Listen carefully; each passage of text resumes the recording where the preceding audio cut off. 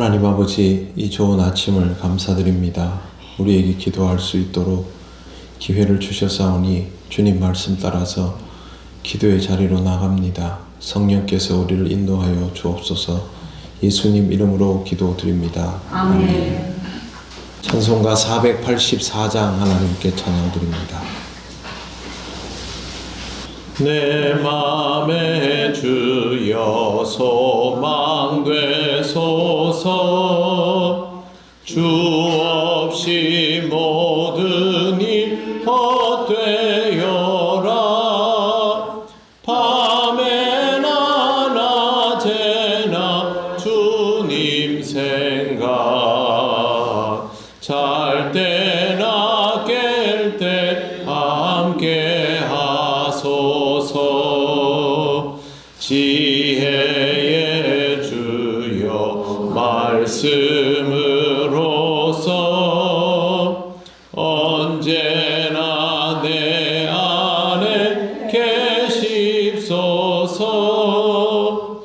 주는 내 아버지 나는 아들,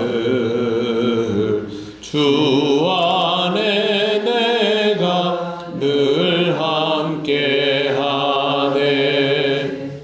세상의 영광 나 안 보여도 언제나 주님은 나의 기여. 주님만 내 맘에 계시오니 영원한 주님 참 귀하셔라. 영원한 주님 내 승리의 주, 하늘의 기쁨을 주옵소서. 어떠한 고난이 닥쳐와도 만유의 주여 소망되소서.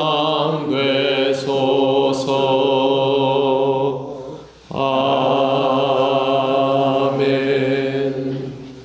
하나님 말씀 사도행전 6장 5절부터 7절까지입니다. 다 같이 봉독하겠습니다. 온 무리가 이 말을 기뻐하여 믿음과 성령이 충만한 사람 스데반과 또 빌립과 브로고로와 니가노르와 디몬과 바메나와 유대교에 입교했던 안디옥 사람 니골라를 택하여 사도들 앞에 세우니 사도들이 기도하고 그들에게 안수하니라. 하나님의 말씀이 점점 왕성하여 예루살렘에 있는 제자의 수가 더 심히 많아지고 허다한 제사장의 무리도 이 도에 복종하니라. 아멘.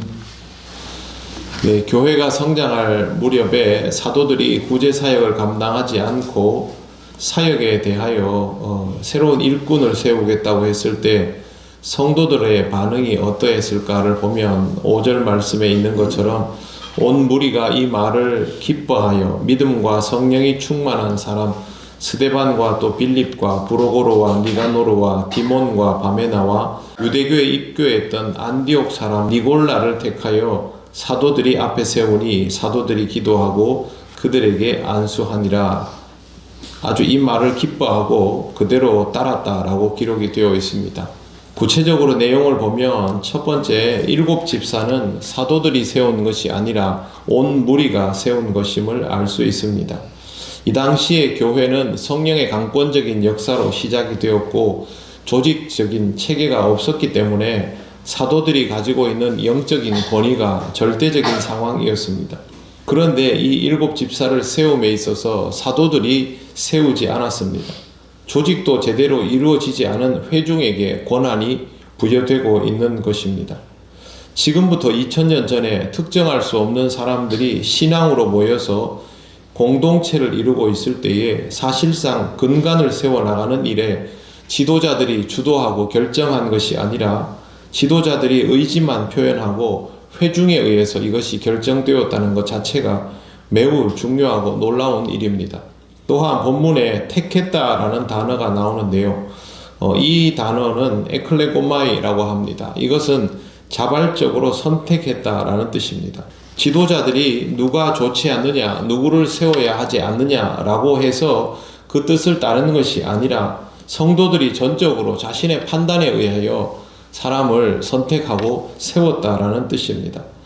자신들의 판단에 의해서 세웠다라고 하면 매우 인간적으로 세워진 것이 아니냐 생각할 수도 있지만 전혀 그렇지 않습니다.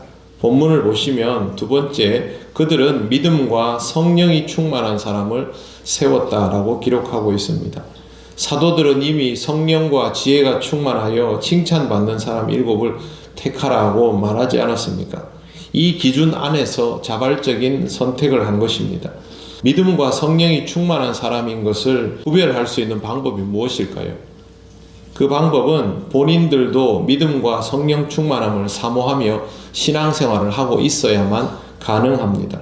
선출될 사람들이 아무리 믿음과 성령이 충만한 사람이라도 교회 구성원들이 믿음과 성령이 충만한 사람들이 아니라면 이런 사람들을 선택하여 세울 수가 없습니다. 세속적인 사람들이 교회의 지도자가 성령과 믿음이 충만하면 그것을 좋아하겠습니까? 세속적인 사람들은 오히려 부담스러워할 것입니다. 교회가 세속적이면 믿음과 성령이 충만한 지도자를 원하며 그런 사람들을 세우려 하지 않고 오히려 자신들의 입맛에 맞는 지도자를 세우려 들 것입니다. 그러니 믿음과 성령이 충만한 사람이 세워지려면 세우려는 사람들도 성령과 믿음이 충만한 것까지는 아니라 할지라도 적어도 이런 신앙적인 삶에 대한 사모함을 가지고 있는 사람들이어야 합니다. 나도 신앙이 더 좋아졌으면 좋겠는데 내 앞에 모범이 되어줄 헌신된 지도자가 있으면 좋겠다라는 마음을 가지고 있는 성도들이 그런 지도자들도 세워나갈 수가 있는 것입니다. 교회는 이 정도는 되어야 합니다.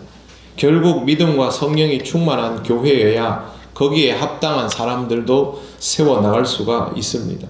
우리도 이런 일꾼들이 앞으로 필요하다면 우리 스스로가 믿음과 성령이 충만한 상태의 사람이 될 수 있도록 사모함을 가지고 신앙생활을 해야 할 것입니다. 세 번째, 사도들이 기도하고 그들에게 안수하였습니다. 기도하고 안수하였다는 말은 구약에서 기원을 찾아볼 수 있습니다. 모세가 여호수아를 후계자로 세울 때 대제사장 아론이 레위인들에게 직무를 맡길 때 이와 같은 방식을 했고 유대 사회에서는 이것이 굉장히 익숙한 방식입니다. 기도하고 안수한다라는 말은 축복하며 또 그 능력을 부여한다라는 뜻입니다. 그렇게 할 수 있도록 능력을 부여해 주면서 위해서 기도하겠다라는 의미입니다.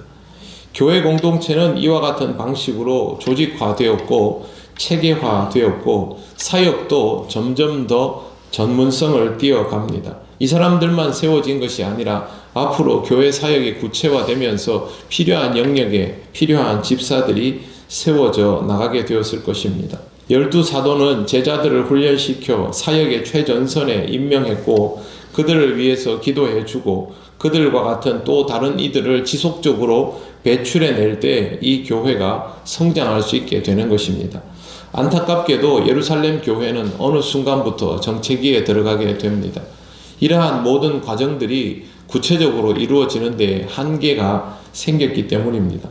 오늘 본문에 보시면 5절 마지막에 보면 유대교에 입교했던 안디옥 사람 니골라 이야기가 나옵니다. 유대교에 입교했던 안디옥 사람 니골라라고 하면 명백하게 이방인입니다. 즉 세워진 7 집사 중에 이 사람은 이방인이고 나머지는 유대계 그리스도인이나 헬라계 유대인이거나 둘 중에 하나라는 뜻이죠. 이런 니골라 같은 인물들이 늘어났어야 합니다. 그래야 이방 지역으로 복음이 확장되고 이방인들도 쉽게 들어올 수 있는 교회가 될 수 있었는데 예루살렘 교회는 어느 순간부터 여기에 대한 확장성이 떨어지기 시작하면서 한계에 부딪히게 됩니다. 교회가 그렇게 될 수 있느냐 없느냐의 차이는 다른 데 있지 않습니다. 7절 말씀 보십시오. 같이 한번 읽겠습니다. 하나님의 말씀이 점점 왕성하여 예루살렘에 있는 제자의 수가 더 심히 많아지고 허다한 제사장의 무리도 이에 복종하니라. 교회가 성장했다라는 말입니다. 그런데 그게 중요한 것이 아니고 하나님의 말씀이 점점 왕성하여졌다가 중요합니다.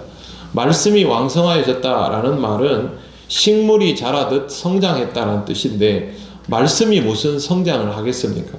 이 구절은 예루살렘 교회가 말씀의 위력이 점점 더 존중되는 교회, 이 말씀으로 인하여 움직여지는 교회, 성도들이 말씀에 대한 이해도가 더 깊어지는 교회가 되었다라는 뜻입니다.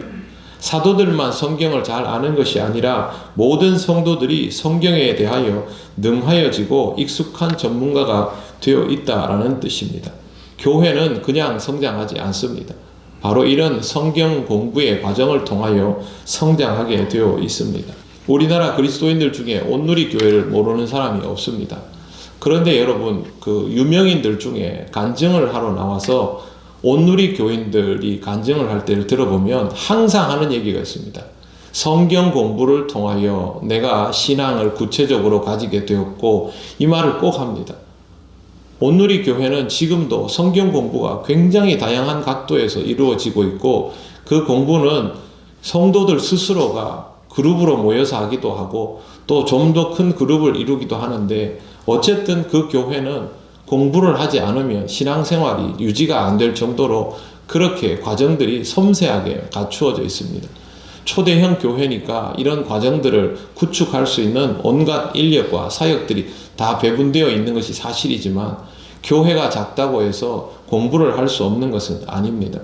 공부를 하지 않는 교인이 어떤 현상을 보이느냐 하면, 자기가 가지고 있는 신앙생활의 의미를 잘 모르며 그것에 대한 단점들을 찾아내지도 못하고, 그 말은 신앙의 개선도 이루어지지 않는다는 겁니다.